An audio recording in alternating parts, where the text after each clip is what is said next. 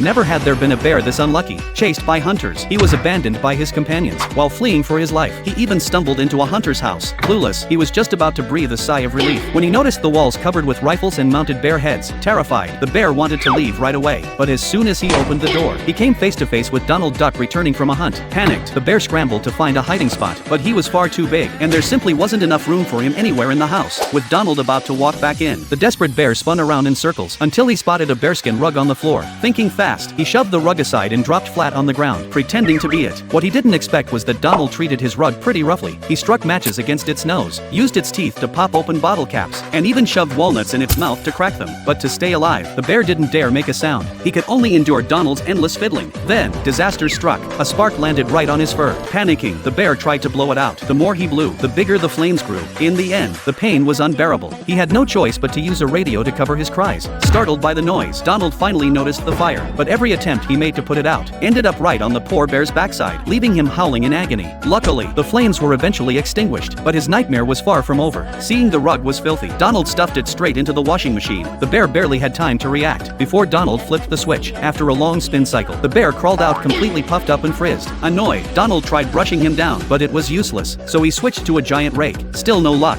Finally, out of sheer frustration, Donald rolled out a lawnmower. In an instant, the bear's fluffed up fur was shaved clean off. Satisfied, Donald lay down on the floor to rest. 2.5 months later, hunting season finally ended. The bears returned to the forest, and Donald packed up and left. The poor bear, now nothing but skin and bones, was at last free. Relieved, he let out a long breath until he heard a sound coming from a nearby crate. Curious, he opened it, only to discover something that nearly made him collapse. Inside was another poor soul, also pretending to be a bearskin rug. If he'd known, he thought, he might as well have hidden there from the start.